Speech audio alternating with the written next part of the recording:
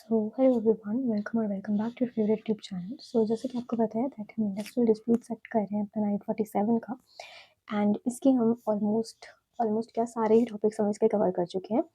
And आज हमारा last video होने वाला है इस इंडस्ट्रियल डिस्प्यूट्स एक्ट का, जिसके अंदर कि हम लोग अथॉरिटीज़ वाला टॉपिक एक बार रिवाइज कर रहे हैं। आप एक क्विक रिवीजन इसको समझ सकते हैं। अगर आपने इसके इंडिविजुअल वीडियो समझे हैं तो फिर आपको ये एक रिवीजन वीडियो टाइप आप समझ सकते हैं। एंड फॉर दोस्त जो कि इस टॉपिक को शॉर्ट के लिए प्रिपेयर करना चाहते हैं तो उनके लिए आज का वीडियो ही होने वाला है, जो कि डिटेल में हर एक अथॉरिटीज़ को अलग अलग नहीं पढ़ना चाहते। तो उनके लिए एक कॉम्प्रिहेंसिव तरीके से हम शॉर्ट में सारी अथॉरिटीज़ के बारे में आज के एक ही वीडियो के अंदर कवर कर लेंगे। सो इन टोटल हमारे पास 7 अथॉरिटीज़ होने वाले हैं जो कि हमने कवर करने हैं आज के इस वीडियो के अंदर। हम डिफरेंसेस समझेंगे, इनकी पावर्स के बारे में समझेंगे, इनके जुरिस्डिक्शंस के बारे में समझेंगे और हर एक चीज़ को बहुत ही डिटेल में और माइन्यूट तरीके से करते हुए चलेंगे। लास्ट में इसके केस लॉज भी देख लेंगे आज की वीडियो के अंदर, ताकि आपको हर एक चीज़ कॉम्पैक्ट फॉर्म में इसी वीडियो के अंदर ही मिल जाए। चलिए बिना किसी देरी के आज की वीडियो को स्टार्ट करते हैं। आई होप कि आप सभी अपने घर पे प्यार से होंगे, अच्छे से होंगे, खुश होंगे। Let's get started into the topic.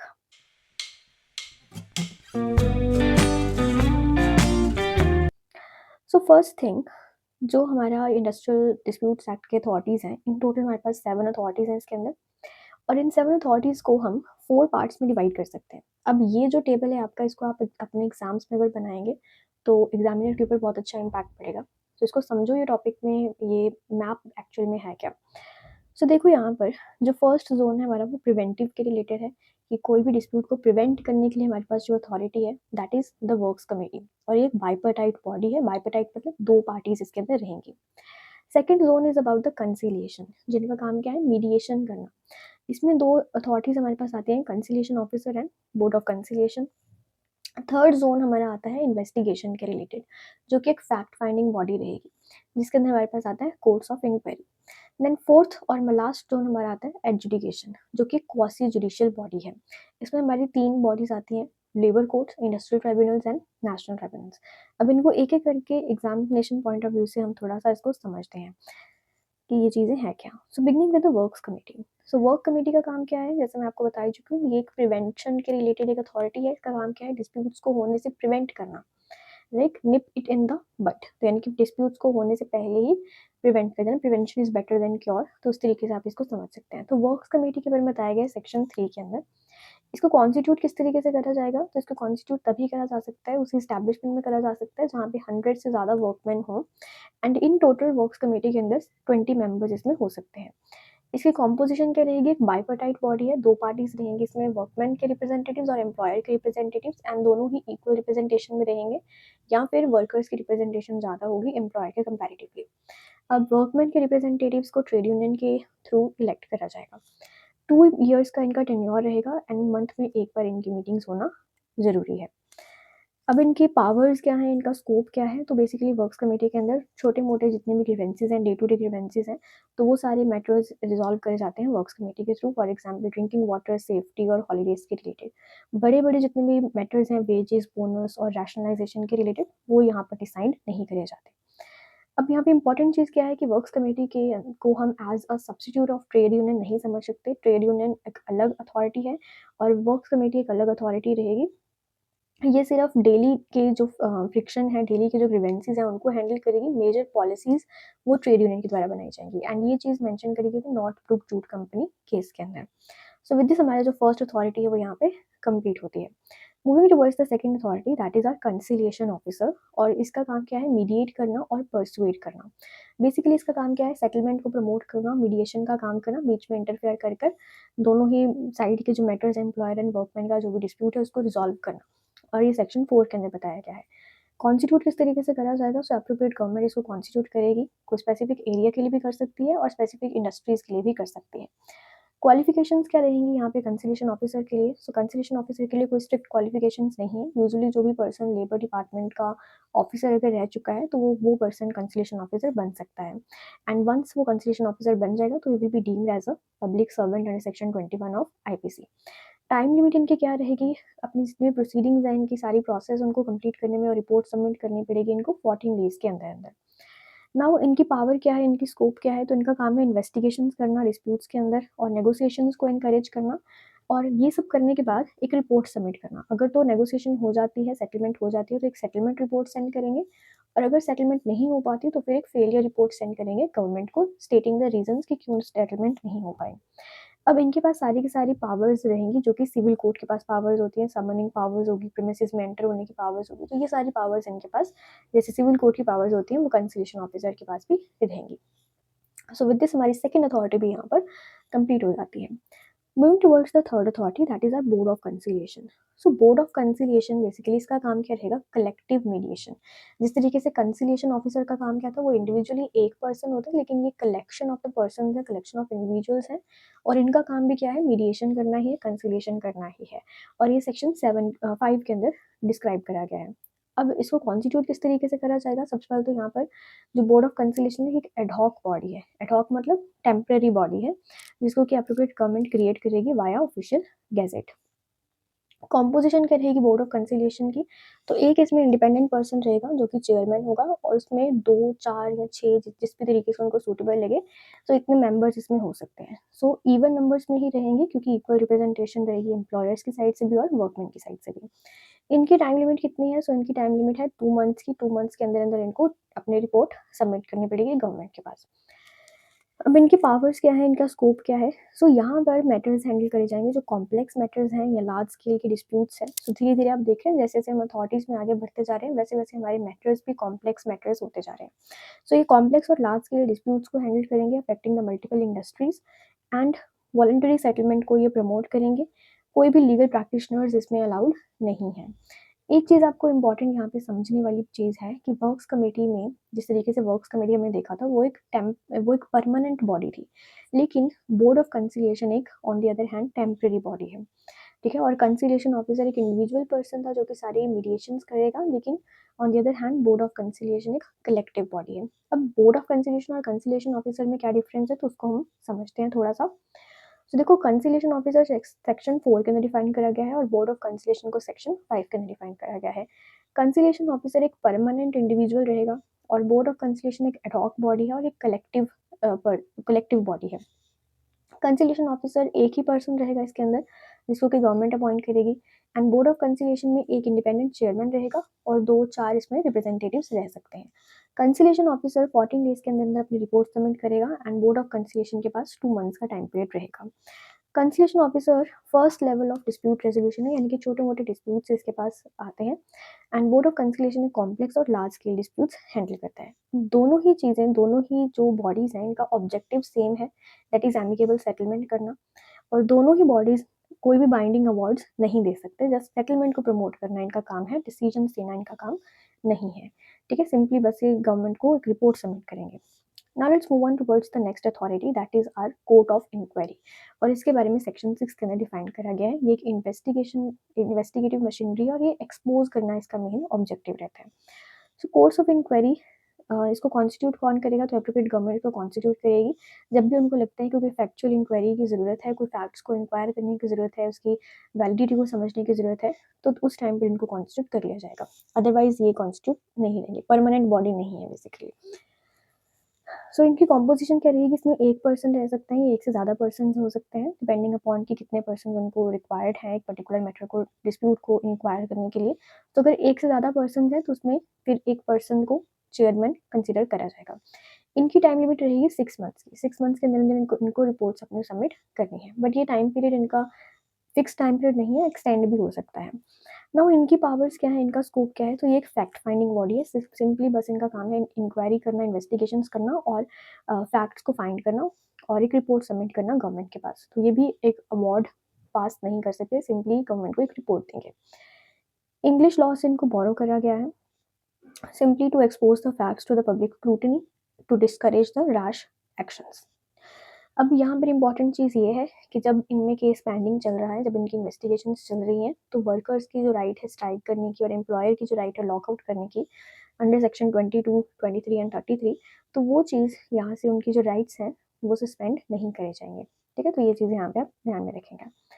अब बात करते हैं अपने फोर्थ जोन की, दैट इज़ आर एडजुडिकेटर्स, कि जहाँ पर एक ये जो फर्स्ट से लेके थर्ड तक हमने जोन्स करे थे, ये बॉडी सिर्फ रिपोर्ट सबमिट करनी है गवर्नमेंट को।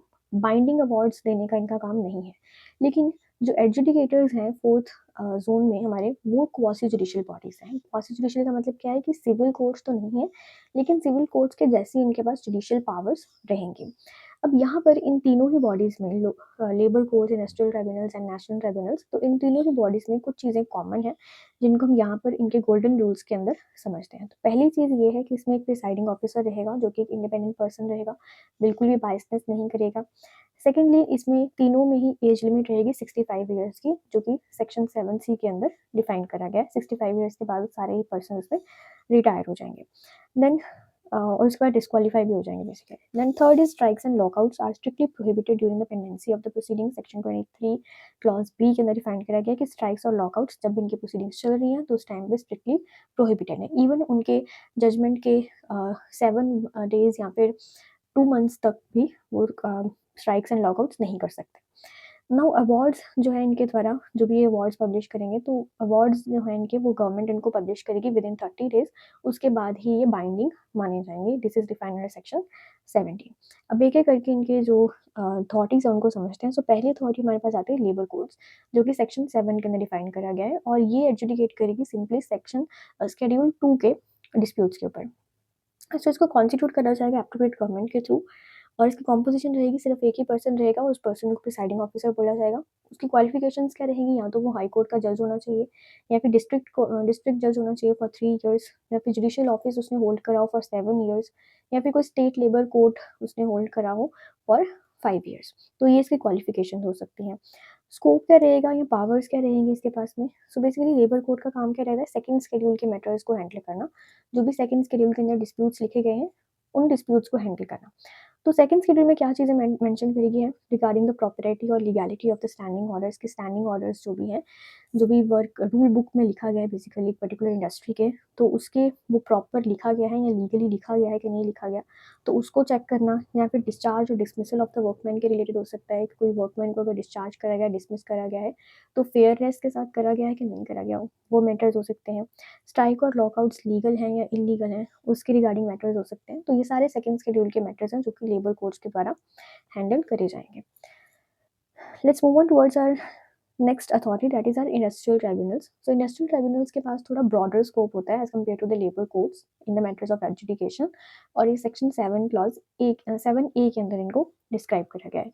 इनको भी अप्रोप्रिएट गवर्नमेंट ही कॉन्स्टिट्यूट करेगी, एंड इनकी कॉम्पोजिशन रहेगी, 1 पर्सन रह सकता है जिसको कि प्रिसाइडिंग ऑफिसर कहा जाएगा, और ऑप्शन दिया गया है कि उनके साथ उसकी हेल्प करने के लिए 2 असेसर्स हो सकते हैं। असेसर्स कौन रहेगा, वो पर्सन जिसको कि एक पर्टिकुलर फील्ड की स्पेशल नॉलेज है। ठीक है, तो अगर कोई भी डिस्प्यूट है, मान लो एग्रीकल्चर के, तो एग्रीकल्चर के स्पेशल नॉलेज के साथ कोई पर्सन को एज एन असेसर अपॉइंट करा जा सकता है, और ये ऑप्शनल रहेगा। क्वालिफिकेशंस क्या रहेंगी प्रिसाइडिंग ऑफिसर की, तो सेम वही क्वालिफिकेशंस रहेंगी, या तो वो हाई कोर्ट का जज होना चाहिए, डिस्ट्रिक्ट जज हो 3 ईयर्स के लिए, या फिर डिप्टी चीफ लेबर कमिश्नर रहा हो with law degree plus 7 years of experience. अब इनके पास क्या क्या पावर्स रहेंगी, सो इनके पास मैटर्स रहेंगे सेकंड शेड्यूल के या फिर थर्ड शेड्यूल के। सेकंड शेड्यूल के मैटर्स हम ऑलरेडी डिस्कस कर चुके हैं। थर्ड शेड्यूल के मैटर्स इसमें आते हैं wages, allowances, hours of work, bonus, PF, shifting working hours, और रिट्रेंचमेंट या फिर क्लोजर के related.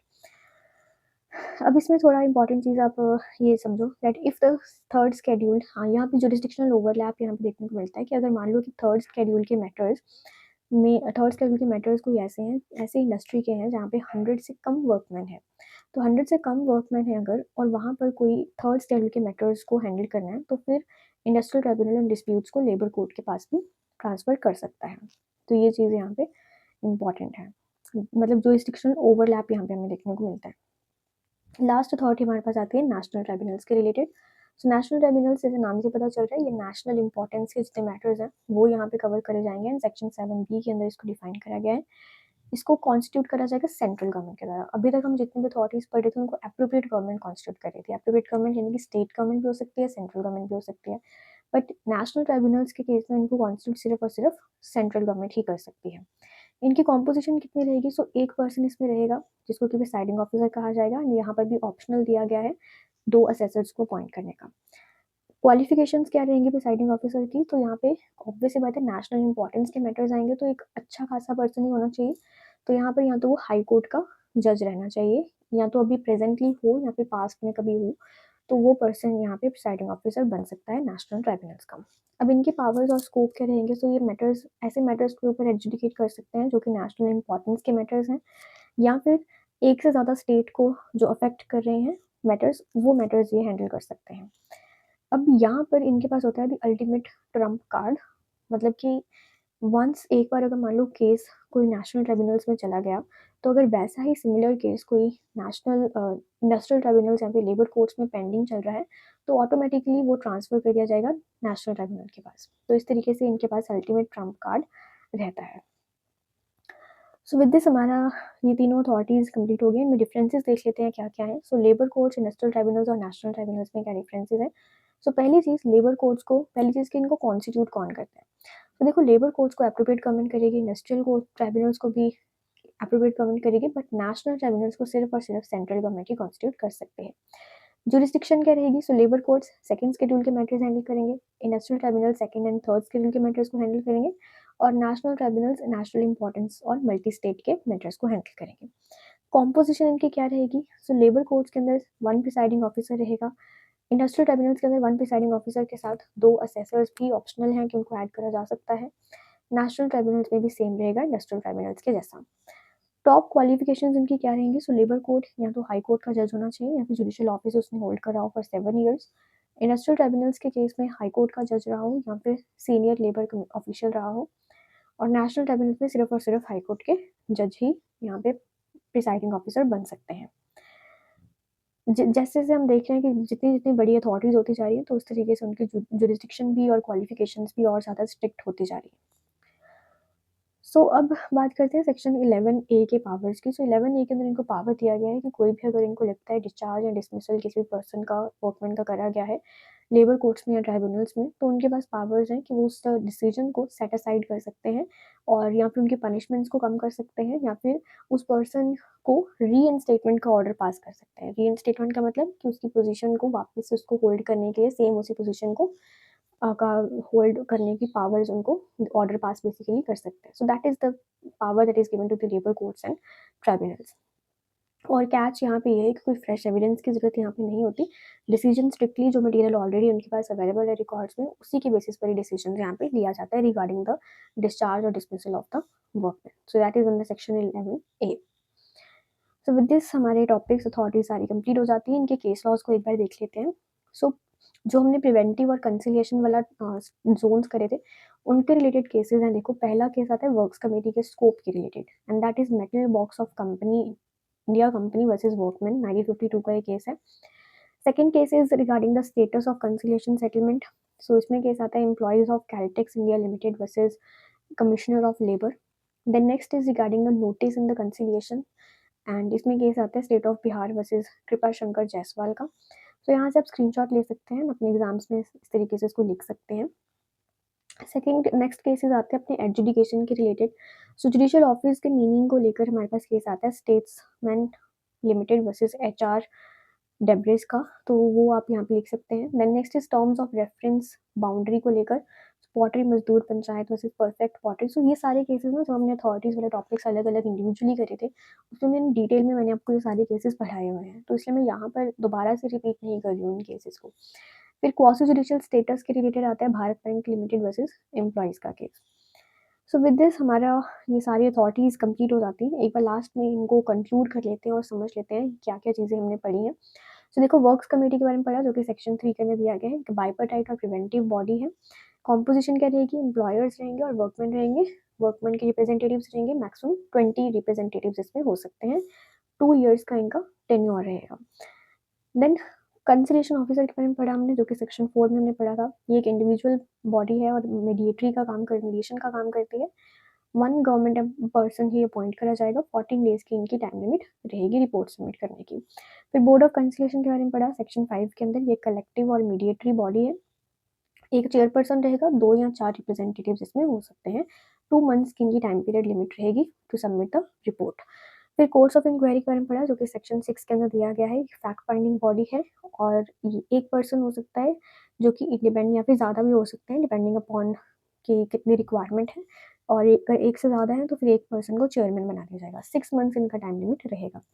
Courts of inquiry section 7 के अंदर हमने पढ़ा, ये एक एडजुडिकेटरी बॉडी है, 1 पर्सन प्रिसाइडिंग ऑफिसर रहेगा, शेड्यूल 2 के मैटर्स उसे हैंडल करे जाएंगे एंड तब तक इसका टेन्योर रहेगा जब तक कि अवार्ड नहीं दिया जाता।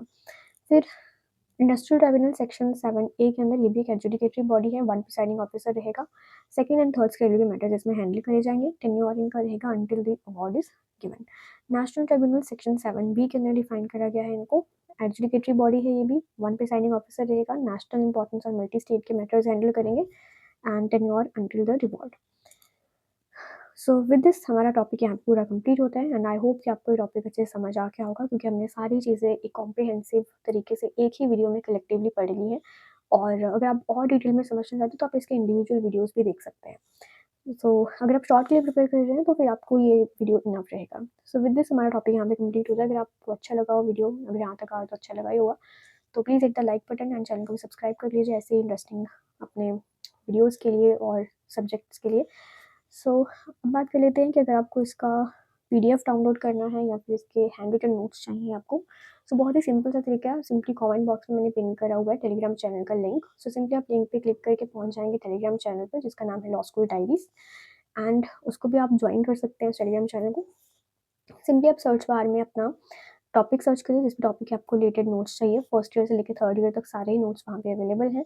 सिंपली आप टॉपिक का नाम सर्च करिए, उसके बाद एसएस नोट्स लिख देंगे तो आपको सारे वो नोट्स मिल जाएंगे जो मैंने अपने एग्जाम्स में पढ़े थे। तो बस वहाँ पे सिंपली आपको जो भी पीडीएफ्स आ जाएंगे अलग अलग, सिंपली आप उस पीडीएफ पे क्लिक करके उसको डाउनलोड कर सकते हैं और इजीली फ्री ऑफ कॉस्ट अपने नोट्स को एक्सेस कर सकते हैं। और इसके अलावा भी वहाँ पे और भी बहुत सारे नोट्स आपको मिल जाएंगे, तो कोई भी तरीके की आपको एग्जाम्स की टेंशन लेने की जरूरत नहीं है, you are exam ready. So with this हमारा टॉपिक इधर कंप्लीट होता है। आई होप कि आपको सब कुछ समझ आ गया होगा। फिर भी कोई डाउट है तो मुझे कमेंट बॉक्स में पूछ सकते हैं आप लोग। सो मिलते हैं अपने नेक्स्ट वीडियो के अंदर, तब तक के लिए बाय बाय, टेक केयर।